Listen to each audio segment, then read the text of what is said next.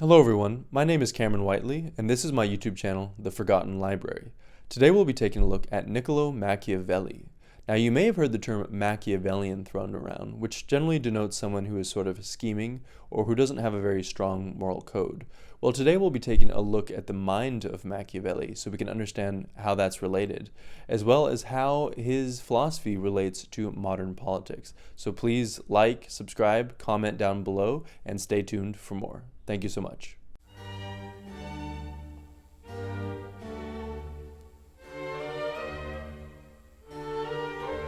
Niccolo Machiavelli was born on the 3rd of May, 1469, in Florence, and rose to be one of the great figures of the Italian Renaissance.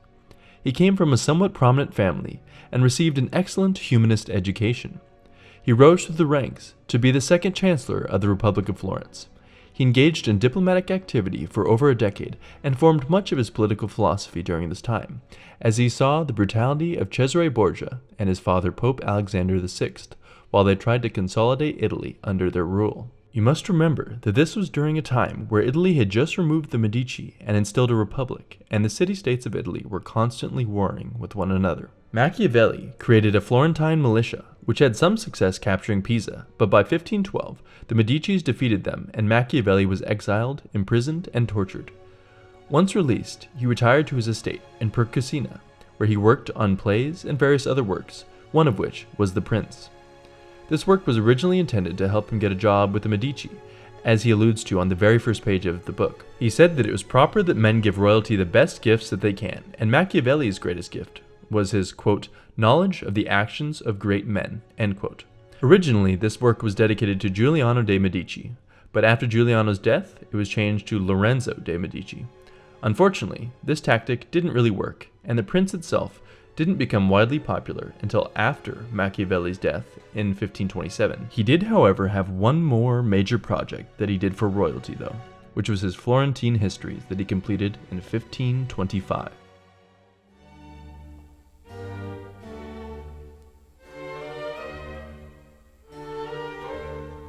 The Prince is by far Machiavelli's most famous work, so we will spend much of this video covering it.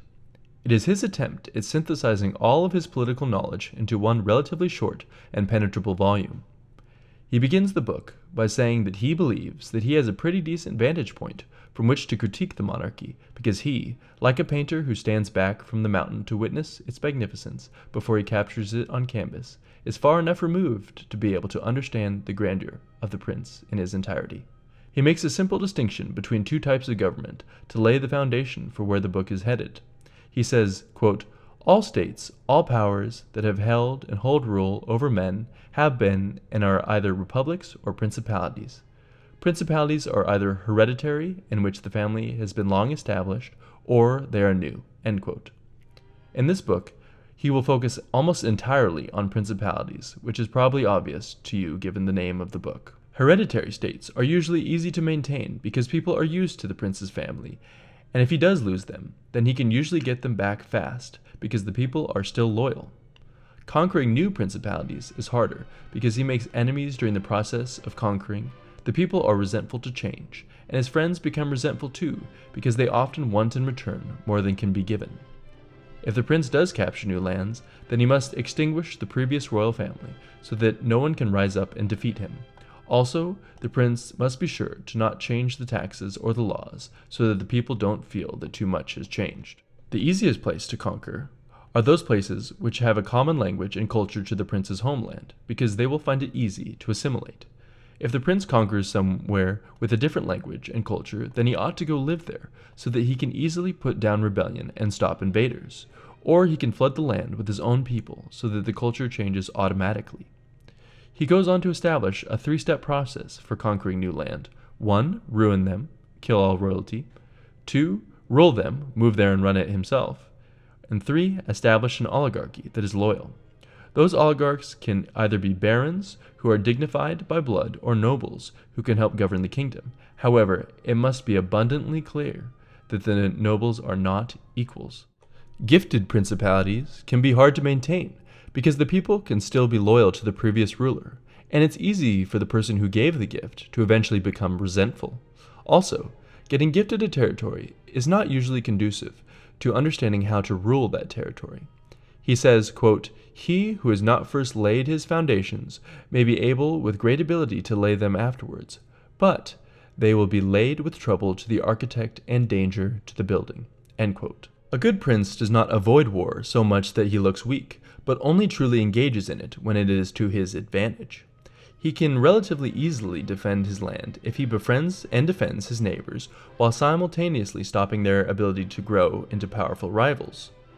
And when war or rebellion does come, he must be sure that he is heavily armed so that he can stomp out whatever seeks to destroy him.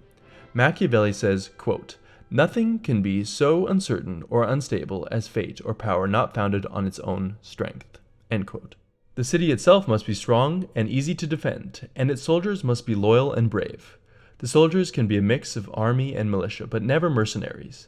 Machiavelli says that, quote, "Mercenaries and auxiliaries are useless and dangerous, and if one holds his state based on these arms, he will stand neither firm nor safe, for they are disunited, ambitious, and without discipline, unfaithful, valiant before friends, cowardly before enemies. They have neither the fear of God nor fidelity to me, and destruction is deferred only so long as the attack is, for in peace the prince is robbed by them, and in war by the enemy." End quote. After this scathing denunciation of mercenaries, he concludes that no one is truly willing to die for money. A wise prince must educate himself on the great men of the past. Why make their mistakes when you can avoid them altogether by learning from these men? He goes so far as to say that it is better to have skill than fortune, because luck does eventually run out. All princes will at times have to do wrong, and when that happens, they must do it to their advantage. If he must injure the citizens, he should plan it out well and do it in one stroke so it doesn't happen repeatedly, causing revolt, and he must never take property or women. Most of all, it doesn't matter how things are, it matters how they appear. Therefore, a prince must be capable of tricking the people when needed. He must always appear merciful, faithful, humane, religious, and upright, even if he is not, and not let anything slip from his lips which would lead people to believe otherwise. This is not always easy, as, quote, "It will be found that something which looks like virtue, if followed, would be his ruin, while something else, which looks like vice, yet followed, brings him security and prosperity." End quote. But even then, he must twist his actions to look like he is upholding the highest virtue. Machiavelli also warns against a prince being too liberal, which means essentially spending money lavishly or extravagantly. He says, quote, "A prince should guard himself above all things against being despised and hated, and liberality leads you to both." End quote. He even believes that it is better to be mean than liberal. In fact, he believes that all great men are considered mean, and that it may be essential to good governance.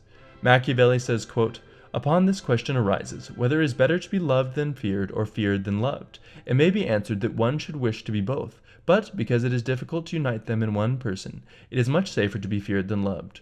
When of the two, either must be dispensed with." End quote.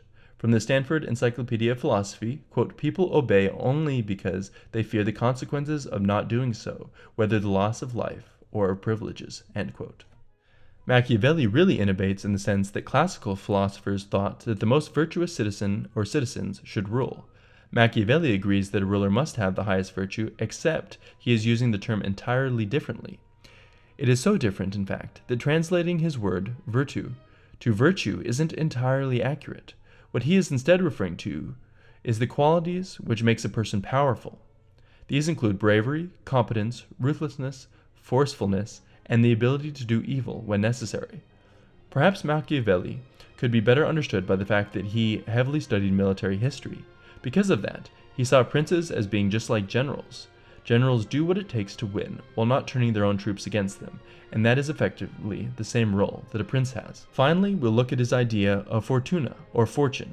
Quoting again from the Stanford Encyclopedia of Philosophy, Machiavelli's fortune is malevolent and uncompromising, fount of human misery, affliction, and disaster, while human fortuna may be responsible for such success as human beings achieve. No man can act effectively when directly opposed by the goddess." End quote. Essentially, fortune plays a major role in our successes in life, but virtue and wisdom allow us to fend off the worst aspects.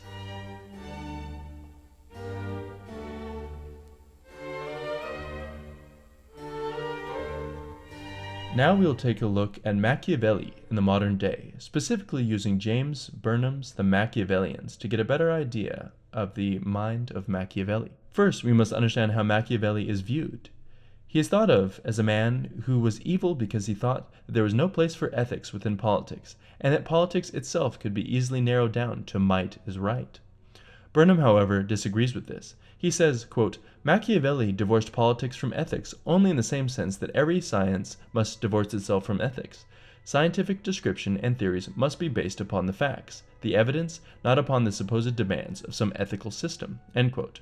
And though Burnham would admit Machiavelli's ideas have sometimes been used to justify atrocities, that does not make them inherently tainted. He believes that Machiavelli helps us understand how politics actually works and not how we would want it to work. Machiavelli saw politics as primarily a struggle for power. We see this reflected in the modern idea of political realism, which finds its foundations in the words of Machiavelli, though I should mention that some trace it back to Thucydides' Peloponnesian War. Realists believe that each country works in self-interest for security and self-preservation, which often results in the strategic use of alliance and military force to create a balance of power. To realists, this is how politics practically works and therefore generally breaks free of ethical ideals. In recent years, you likely have heard political realists take on the Russo-Ukrainian War. If you have heard about the way that NATO was putting pressure on Russia by trying to bring Ukraine into their organization, so Russia had to act in order to balance out power. Whether you agree with this take or not, that is an example of modern-day Realpolitik. Machiavelli was no utopian. In fact, he didn't believe in political stasis at all, though politics could be cyclical. Machiavelli says that governments, in the variations which most commonly happen to them, do proceed from order to confusion, and that confusion afterwards turns to order again, for nature having fixed no sublunary things, as soon as they arrive at their acme and perfection, being capable of no further ascent, of necessity they decline. So on the other side, when they are reduced to the lowest pitch of disorder, having no further to descend, they recoil again to their former perfection. Good laws degenerating into bad customs, and bad customs engendering good laws. For virtue begets peace, peace begets idleness, idleness mutiny, and mutiny destruction, and then vice versa. That ruin begets laws, those laws virtue, and virtue begets honor, and good success. End quote. James Burnham also believes that Machiavelli is a strong defender of freedom. Quote, Machiavelli insists that if liberty is to be preserved, no person and no magistrate can be permitted to be above the law. There must be legal means for any citizen to bring accusation against any other citizen or nay official. Terms of office must be short, and must never, no matter what the inconvenience, be lengthened. Punishment must be firm and impartial. The ambitions of citizens must never be allowed to build up private power, but must be directed into public channels. End quote. Thank you all so much for watching. I truly do appreciate it. And if you like the video, please keep the conversation going down below in the comments. Like the video, subscribe, and stay tuned for more. Thanks so much.